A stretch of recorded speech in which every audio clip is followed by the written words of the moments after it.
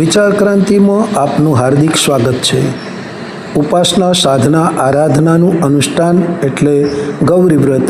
આજથી ગૌરી વ્રતનો પ્રારંભ થઈ રહ્યો છે, ત્યારે કન્યાઓ અને સ્ત્રીઓ પોતાના સૌભાગ્ય અને સુખ સંપત્તિ માટે પ્રાર્થના કરે છે.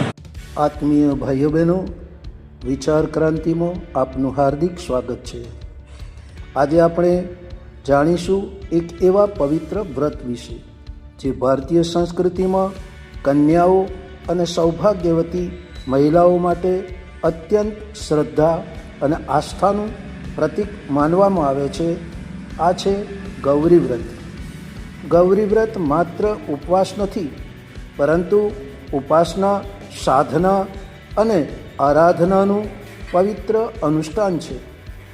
આ વ્રત દ્વારા માતા પાર્વતીની કૃપા પ્રાપ્ત કરવાની ભાવના સાથે જીવનમાં સુખ, શાંતિ, સમૃદ્ધિ, આરોગ્ય અને મનગમતા જીવનસાથીની પ્રાપ્તિ માટે પ્રાર્થના કરવામાં આવે છે. ગૌરી વ્રતનું મહત્ત્વ હિન્દુ ધર્મમાં માતા પાર્વતીને સૌભાગ્ય, પ્રેમ, ત્યાગ અને અખંડ દાંપત્ય જીવનની દેવી માનવામાં આવે છે. પુરાણોમાં વર્ણન છે કે માતા પાર્વતીએ ભગવાન શિવને પતિ રૂપે મેળવવા માટે અત્યંત કઠિન તપસ્યા કરી હતી. તેમની અડગ શ્રદ્ધા અને ભક્તિના પરિણામે ભગવાન શિવ પ્રસન્ન થયા અને તેમને જીવનસાથી તરીકે સ્વીકાર્યા. ભાઈઓ બહેનો, આ ઘટના આપણને શીખવે છે કે સાચી શ્રદ્ધા, સંયમ, સદાચાર અને ધૈર્ય જીવનમાં અસંભવ લાગતી બાબતોને પણ શક્ય બનાવી શકે છે. તો આ વ્રત કરવું કોણે જોઈએ?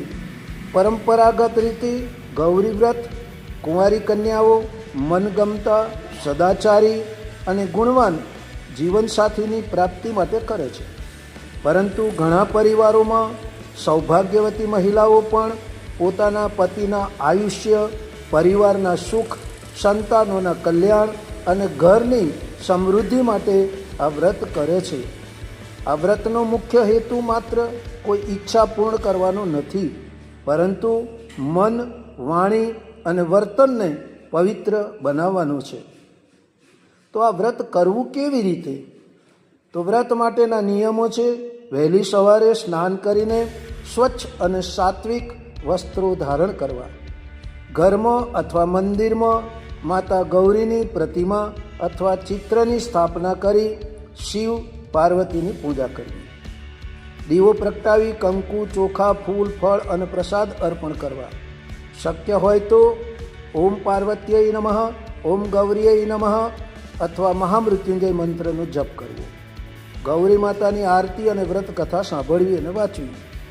દિવસભર સાત્વિકતા, સદવિચાર અને ભગવાનના સ્મરણમાં રહેવાનો પ્રયત્ન કરવો. સાંજે ફરી આરતી કરીને પ્રસાદ વહેંચવો અને જરૂરિયાતમંદોને દાન કરવું. તો આ વ્રતમાં ધ્યાન રાખવા જેવી બાબતો છે: વ્રત દરમિયાન ક્રોધ, અસત્ય, અપશબ્દ અને કોઈનું અપમાન કરવું નહીં. શુદ્ધતા અને સાત્વિક આહારનું પાલન કરવું. માતા પિતા અને વડીલોનો આશીર્વાદ લેવો.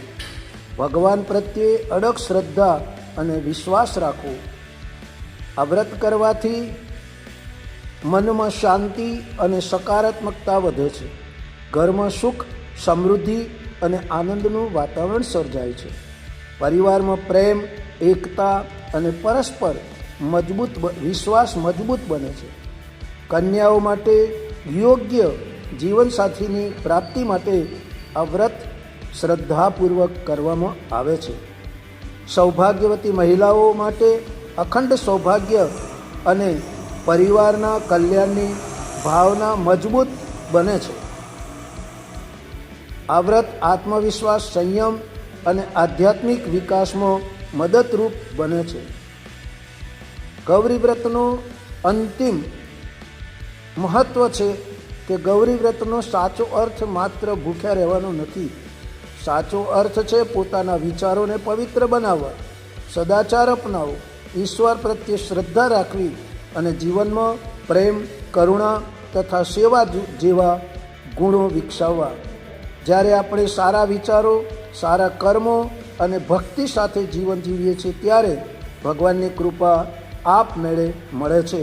તો ચાલો આપણે સૌ માતા ગૌરીને પ્રાર્થના કરીએ કે તેઓ દરેકના જીવનમાં સુખ, શાંતિ, સમૃદ્ધિ, ઉત્તમ આરોગ્ય અને આધ્યાત્મિક ઉન્નતિના આશીર્વાદ વરસાવે. ભાઈઓ બહેનો, જો તમને આ માહિતી ગમી હોય તો વિડીયોને લાઈક કરો, તમારા પરિવાર અને મિત્રો સાથે શેર કરો અને અમારી ચેનલ વિચાર ક્રાંતિ વીકલી ન્યૂઝને સબસ્ક્રાઈબ કરવાનું ભૂલશો નહીં. જય માતાજી, જય મહાદેવ.